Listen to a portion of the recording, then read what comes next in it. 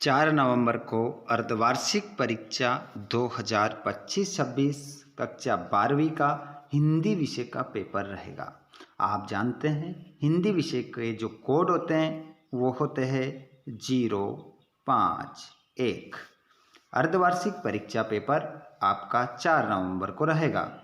आइए प्यारे बच्चों, तो बिना देर किए हम अर्धवार्षिक परीक्षा के पेपर के सॉल्यूशन को देख लेते हैं। 80 नंबर का पेपर रहेगा और इस पेपर को आपको 3 घंटे में हल करना है। टोटल क्वेश्चन 23 रहेंगे और टोटल पेज कितने रहेंगे?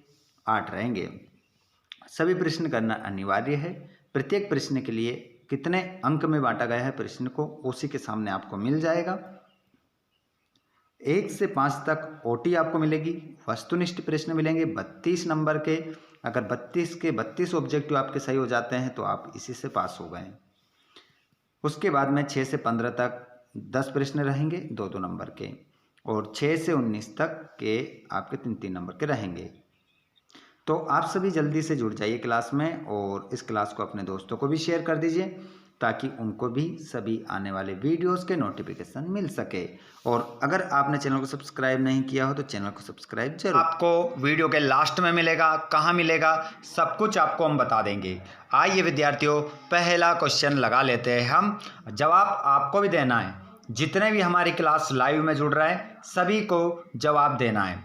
बख्तिन सेवक धर्म में स्पर्धा करती थी। किससे करती थी? राम से, कृष्ण से, हनुमान से, लक्ष्मी से। तो इसमें आपका करेक्ट आंसर क्या होगा? सभी जवाब दें। ऑल स्टूडेंट जितने भी जुड़ रहे हैं, जो नहीं जुड़े हैं, आपका दोस्त, आपका भाई, आपकी बहन जो नहीं जुड़ा है उसको आप एक बार शेयर कर दें। उसको बता दो कि भैया यहाँ से यदि आपने पेपर लगा लिया तो पूरा पेपर आपका बन जाएगा। तो इसमें आपका करेक्ट आंसर क्या होगा? सभी जवाब दीजिए जल्दी से। हाँ, कमेंट आना स्टार्ट हो गए हैं। तो इसमें आपका सही उत्तर हो जाएगा हनुमान। किसी भी प्रश्न के लिए मैं आपके लिए मात्र 2 से 3 सेकंड रुकूंगा। 3 सेकंड में आपको आंसर देना है। यदि आपको इससे ज़्यादा समय लगता है तो आप क्या करेंगे? वीडियो को रोककर आंसर देने की कोशिश करें। क्वेश्चन नंबर 2, चौके के गीले होने का भावार्थ है। चौके के गीले होने का भावार्थ है नए जीवन का उदय, वातावरण में नमी, भोजन के लिए तैयार होना, वातावरण में शुष्कता। तो यहाँ पर आपका करेक्ट आंसर क्या होगा? तो इसमें आंसर हो जाएगा चौके के गीले होने का भावार्थ है वातावरण में नमी। अगला क्वेश्चन, सिल्वर वेडिंग से अभिप्राय है स्वर्ण जयंती, हीरक जयंती, रजत जयंती, कांस्य जयंती। देखिए, शादी को कितने वर्ष पूरे हो जाते हैं? 25 वर्ष यदि पूरे हो जाते हैं तब जो मनाई जाती है वो रहती है रजत जयंती। अगला क्वेश्चन है आपका, विज्ञान के क्षेत्र में काम कर रही भारत की संस्थाएं हैं। तो विज्ञान के क्षेत्र में काम कर रही भारत की संस्थाएं हैं 4, 3, 5, 7। इसमें आपका करेक्ट आंसर क्या होगा? जल्दी से बताएं। सभी का कमेंट आते रहना चाहिए, आंसर सभी बताते रहें। तो इसमें आप अपना आंसर क्या लगाओगे बताइए। इसमें आंसर आपका हो जाएगा 3। अगला क्वेश्चन है, विभाव, अनुभाव, व्यभिचारी, संयोगात, रस निष्पत्ति ये परिभाषा है आचार्य विश्वनाथ, आचार्य भरत मुनि, आचार्य भामा, आचार्य मम्मट। बताइए, जल्दी से बताइए। इसमें आपका करेक्ट आंसर हो जाएगा आचार्य भरत मुनि। अगला क्वेश्चन, टेढ़ी खीर मुहावरे का अर्थ है खीर खाना, मीठी खीर, सरल कार्य, कठिन कार्य। तो इसमें आपका आंसर होगा कठिन कार्य। आप सभी अपने सही उत्तर जो आप लगा रहे हैं वो काउंट करते चलें कि आपने ये, अभी मैंने 6 ऑब्जेक्टिव आपको बता चुका हूँ, कितने आपके सही हुए हैं 6 में से। रिक्त स्थान की पूर्ति कीजिए। यहाँ पर हम देखेंगे रिक्त स्थान की पूर्ति। शीर्ष का पेड़ अपना रस से खींचता है वायुमंडल से या ओजोन मंडल से? बताइए, दो ऑप्शन मिले हैं आपको, क्या करेक्ट आंसर आएगा खालिस्तान में? तो यहां पर आपका आएगा वायुमंडल। बगलों के पंख के रचनाकार हैं, तो बगलों के पंख के जो रचनाकार हैं वो है रघुवीर सहाय, उमाशंकर जोशी। दोनों में से क्या आएगा कमेंट बॉक्स में जल्दी से बताएं। अब खालिस्तान में मैं आपके लिए 2 सेकंड रुकूंगा, क्योंकि ऑब्जेक्टिव में हमारे पास 4 ऑप्शन रहते हैं और खालिस्तान में हमारे पास केवल 2 ऑप्शन हैं। तो 2 सेकंड में आपको आंसर देना है, और अगर आपको ज़्यादा समय लगता है तो आपको वीडियो को पॉज करें। तो यहाँ पर उमाशंकर जोशी आपका करेक्ट आंसर हो जाएगा। आगे चलते हैं।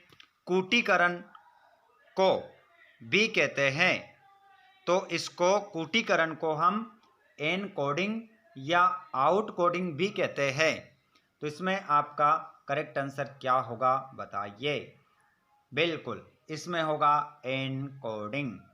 आनंदा की पाठशाला से लगती थी 10 बजे से 11 बजे से।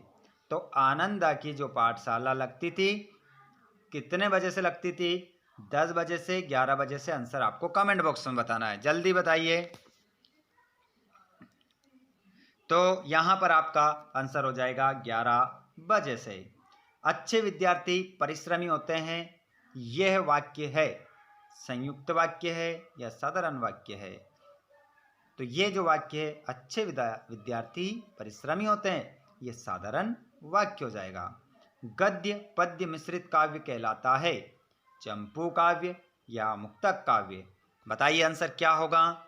वास्तव में पेपर ऐसा है जबरदस्त, पढ़ोगे लगाओगे तो आपको पता चल जाएगा कि हम कितने पानी में खड़े हैं, मतलब कितना हमें याद है। हिंदी में हमें क्या याद है, क्या याद नहीं है, क्या अच्छे नंबर हम लेकर आ सकते हैं और हमारी परसेंटेज को क्या हम बढ़ा सकते हैं हिंदी के माध्यम से, ये आपको इस वीडियो से पता चल जाएगा। अगले क्वेश्चन को हम देखते हैं, इसका आंसर चंपू काव्य लगाकर। आधुनिक काल के जनक माने जाते हैं भारतेंदु हरिश्चंद्र, महावीर प्रसाद द्विवेदी। बताइए आधुनिक काल के जनक किसे मानते हैं? बताइए। यदि आपने गद्य साहित्य का इतिहास पढ़ा है तो आपको समझ में आ जाएगा। जो पहला काल है, पहले काल के जो प्रवर्तक माने जाते हैं, मैं हिंट आपको दे रहा हूं, वही आपके क्या माने जाएंगे? जनक। तो इसमें हो जाएगा भारतेंदु हरिश्चंद्र। आइए बच्चों, यहां पर देखेंगे हम जोड़ी मिलाएंगे। अभी तक हमारे 12 नंबर के ऑब्जेक्टिव क्लियर हो गए, और जैसे ही हम ये 6 क्वेश्चन करेंगे हमारे 18 नंबर के लिए तैयार हो जाएंगे। 18 ऑब्जेक्टिव हमारे क्लियर हो जाएंगे। ऑब्जेक्टिव यदि आपके पूरे 32 के 32 सही होते हैं तो यूं मान के चलिएगा कि आप 80 में से 80 नंबर लेकर आ सकते हैं। एक ऑब्जेक्टिव गलत तो आपके आएंगे 79। सीधा एक ऑब्जेक्टिव से 1 नंबर कटेगा, याद रखिएगा इस बात का। पहलवान की ढोलक, इस पाठ को लिखने वाले व्यक्ति का नाम है फणीश्वर नाथ रेणु। हरिवंश राय बच्चन। आत्म परिचय पाठ है इनका। अतीत के पांव, अतीत में दबे पांव, तो ये जो हो जाएगा यात्रा वृत्तांत हो जाएगा। हिंदी भाषा की लिपि देवनागरी मिलाओगे। शब्द गुण माधुर्य ओज व प्रसाद। समाचार लेखन के 6 ककार होते हैं। इस प्रकार आपकी जोड़ी मिल जाएगी। तो यहाँ से 18 ऑब्जेक्टिव हमारे क्लियर हो गए। अभी तक आपके कितने सही हुए हैं कमेंट बॉक्स में बताओ। चलिए यहाँ पर देखेंगे हम एक शब्द में उत्तर। जितने भी दोस्त जहाँ से भी इस वीडियो को देख रहे हैं, आप जहाँ से भी इस वीडियो को देख रहे हैं, कमेंट बॉक्स में ज़रूर बताइएगा कि आप कहाँ से इस वीडियो को देख रहे हैं। हम आपको सारे सब्जेक्ट की इसी प्रकार तैयारी करवाने वाले हैं। यदि आपको कक्षा 12वीं हिंदी विषय का संपूर्ण सिलेबस के यदि नोट्स चाहिए तो आप उसको खरीद सकते हैं मात्र 199 रुपये में। पूरा सिलेबस मिलेगा, ग्रामर, मोस्ट इम्पोर्टेंट क्वेश्चन, सब कुछ मिलेगा। पूरा सिलेबस, सभी चैप्टर के प्रश्नोत्तर, संदर्भ प्रसंग, लेखक परिचय, ग्रामर, सब कुछ मिलेगा। आपको मैं लास्ट में एक नंबर देने वाला हूँ। जो व्यक्ति जो भी बच्चा, जो भी विद्यार्थी उसको खरीदना चाहता है उस नंबर पर हमें व्हाट्सअप करें केवल, और आपको मिल जाएंगे नोट्स के माध्यम से आप अपनी तैयारी कर सकते हैं। चलिए, राजभाषा से आप क्या समझते हैं? तो राजभाषा से हम ये समझते हैं भैया कि सरकार के कामकाज की भाषा क्या कहलाती है? राजभाषा कहलाती है, यही समझते हैं हम। अगला क्वेश्चन, कविता का पहला उपकरण क्या है? बताइए। ये क्वेश्चन आप नोट करना सुनकर, इस क्वेश्चन को भी आप नोट करेंगे सुनकर। पहले मैं कमेंट बॉक्स में देखना चाहता हूं कि आप इसका आंसर क्या बताएंगे। कविता का पहला उपकरण क्या है? जल्दी से बताइए, जल्दी से जवाब दो। हिंदी के धुरंधरों, जो भी आप तैयारी कर रहे हैं जवाब दे दो जल्दी से, क्या आएगा आंसर? उसके बाद मैं बताऊंगा आपको सही उत्तर। ओके, चलिए मैं बता देता हूँ। तो इसमें आपका आंसर क्या हो जाएगा? इसमें आंसर होगा आपका शब्द करेक्ट आंसर आपका हो जाएगा।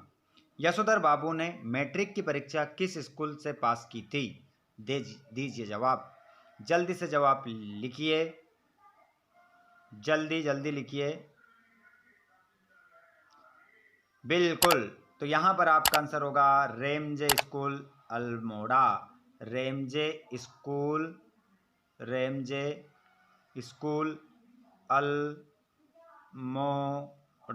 अल्मोड़ा।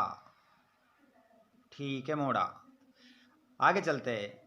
मैं पढ़ लिख कर वकील बनूंगा, अछूतों के लिए कानून बनाऊंगा और छुआछूत को खत्म करूंगा। कथन किसका है? ये बात किसने बोली थी? तो किसने बोली थी? डॉक्टर भीमराव अंबेडकर। डॉक्टर भीमराव अंबेडकर ने बोली थी, आप सभी जानते हैं, अंबेडकर, याद रख लीजिएगा। ठीक है, आगे, कविता पंख लगाकर कहाँ कहाँ उड़ सकती है? तो कविता बाहर उड़ सकती है, भीतर उड़ सकती है, इस घर उड़ सकती है, उस घर उड़ सकती है। तो ये आपका हो जाएगा आंसर। अगला क्वेश्चन, राजा ने लुट्टन से क्या कहा? राजा ने लुट्टन से क्या कहा? जीते रहो बहादुर। क्या कहा? जीते रहो, ऐसे कहा था। जीते रहो बहादुर, जीते रहो बहादुर, तुमने मिट्टी की लाज रख ली। तुमने मिट्टी की लाज रख ली, ऐसा लिख लेना। महाकाव्य में किन किन रसों की प्रधानता रहती है? बताइए। अब महाकाव्य में कौन कौन से रस की प्रधानता रहती है? आप यहाँ पर टपकेंगे, लिख के रख लो, टपकेंगे। बताइए, देखता हूँ कौन कौन सही जवाब देता है।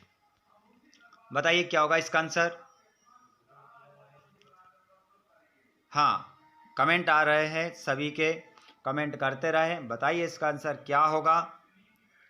बिल्कुल विद्यार्थियों, इसमें आपका आंसर हो जाएगा सभी रसों की। महाकाव्य में सभी रसों का समावेश होता है। अगला क्वेश्चन है, सत्य असत्य बताएंगे। जैसे ही सत्य असत्य आपके कंप्लीट होंगे, आपके ऑब्जेक्टिव कितने कंप्लीट होंगे? 32 ऑब्जेक्टिव यहाँ से क्लियर हो जाएंगे आपके। क्रिया की विशेषता बताने वाले शब्द क्रिया विशेषण होते हैं। तो इसका आंसर क्या होगा? बताइए, सत्य होगा या असत्य होगा? बताइए, दोनों में से आंसर क्या है? तो इसमें आपका आंसर हो जाएगा, राइट का निशान लगा दिया मैंने, सत्य। शब्द शक्ति 4 प्रकार की होती है। बताइए, जल्दी से जवाब दो, मात्र 1 सेकंड रुकूंगा मैं। बिल्कुल, इसमें आपका आंसर क्या होगा? असत्य होगा। दूसरा आपका क्या हो जाएगा? असत्य होगा। दूसरा प्रश्न आपका सत्य है। शब्द शक्ति 4 प्रकार की नहीं होती है भाई, 3 प्रकार की होती है। अब नाम देखता हूँ कौन कौन कमेंट करके बताएंगे।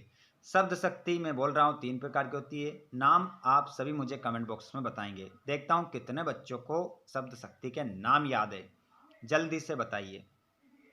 सिंधु घाटी सभ्यता में पत्थर और तांबे का प्रयोग होता था। तो ये भी बात क्या हो जाएगी? सत्य हो जाएगी। इसमें भी आप सत्य लिखेंगे। लेखन का आशय यांत्रिक हस्त कौशल होता है। बताइए, लेखन का आशय यांत्रिक हस्त कौशल होता है। जल्दी से जवाब दीजिए सभी। क्या इसमें आपका सत्य आएगा या सत्य? जल्दी बताइए, कमेंट आना चाहिए जल्दी फटाफट, फिर आगे बढ़ेंगे हम। चलिए चलिए, इसका आंसर हो जाएगा आपका असत्य हो जाएगा। आगे बढ़ते हैं। पाठ रुबाइया व गजल। गजल तो आपका हट गया है, रुबाइया का ही दूसरा पाठ था गजल। फराक गोरखपुरी ने लिखा था, लेकिन हमारे बच्चा सिलेबस में रुबाइया। तो रुबाइया में कवि ने स्वयं को देश पर न्यौछावर कर दिया, तो ये क्या हो जाएगा आपका असत्य हो जाएगा। और मेरी कल्पना का आदर्श समाज पाठ के लेखक बाबा साहब भीमराव अंबेडकर हैं, तो इसका आंसर भी आपका क्या होगा, सत्य या असत्य? बताइए क्या होगा। ऐसे टिक नहीं करना है आपको, मैं समझा रहा हूँ आपको केवल समझाने के लिए, ताकि हमारा जल्दी से हो जाए, है ना, कंप्लीट। बताइए, तो इसका आंसर आपका क्या हो जाएगा, सत्य। सत्य इसमें लगाएंगे। ये हो गए 32 ऑब्जेक्टिव हमारे कंप्लीट। अब आपको पता चल ही गया होगा कि आप कितने पानी में है। बताइए अब 32 में से आपके कितने नंबर आ रहे हैं, जल्दी से बताइए। किसके कितने आ रहे हैं भैया, जल्दी से कमेंट बॉक्स में बताएंगे। 32 में से आपके कितने सही हुए हैं, आपने करा हो तो, लगाया हो तो, ठीक है। एक टेस्ट के रूप में ये वीडियो था जिसको हमने देखा। अब मैं आपको 6 से लेकर 23 तक ये पूरा क्वेश्चन पेपर है, देख सकते हैं आप। बिल्कुल अगर ये पेपर लगा लिया ना, तो पूरा पेपर देखकर आपका मन गार्डन गार्डन हो जाएगा, ठीक है। ये लेकर आने वाला हूँ मैं 6 से लेकर तो कहाँ तक, 23 तक सॉल्यूशन नेक्स्ट वीडियो में। तो नेक्स्ट वीडियो को प्राप्त करने के लिए चैनल को सब्सक्राइब करके घंटी के बटन को ऑल पर करें। और आपके दोस्त का आप भला चाहते हैं, आपने सुना होगा ना, कर भला तो हो भला। आपके दोस्त का आप भला करो, आपका भला अपने आप हो जाएगा।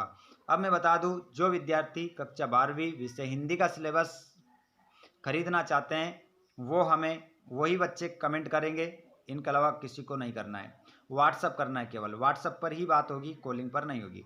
98 27 65 84 45 इस नंबर पर आप हमें व्हाट्सअप कर सकते हैं और पीडीएफ प्राप्त आप कर सकते हैं मात्र 199 रुपये में, ठीक है। संपूर्ण सिलेबस हिंदी विषय का, जिसमें से पूरा आपका आएगा। चलिए, ये इतना हो जाता है। उसके बाद में पीडीएफ आपको टेलीग्राम पर मिल जाएगा, व्हाट्सएप ग्रुप पर मिल जाएगा। हमारा व्हाट्सएप ग्रुप भी है, जिसकी लिंक हमने डिस्क्रिप्शन में दे रखी है। आप टेलीग्राम से जुड़ जाओ, व्हाट्सएप ग्रुप से जुड़ जाओ, यह पीडीएफ आपको वहीं मिल जाएगा ये इसका, ठीक है। आंसर के लिए कितने बच्चे रेडी हैं, 6 से लेकर 23 तक सॉल्यूशन किस किस को चाहिए, वो कमेंट बॉक्स में अपना हाथ ऊंचा करेंगे। किस किस को 6 से लेकर 23 तक आंसर चाहिए, वो बच्चे हमें कमेंट बॉक्स में लिखेंगे यस सर 6 से 23 तक का सॉल्यूशन चाहिए। जिनको चाहिए वो जल्दी से कमेंट बॉक्स में बताएं। जितने ज़्यादा कमेंट होंगे उतनी ही जल्दी मैं 6 से लेकर तो 23 तक सॉल्यूशन लेकर आने वाला हूँ, ठीक है। आपके कमेंट के ऊपर निर्भर करता है। मिलते हैं हम नेक्स्ट वीडियो में। अपना ख्याल रखना और अच्छे से स्टडी करते रहना। धन्यवाद, थैंक्स फॉर वॉचिंग, धन्यवाद।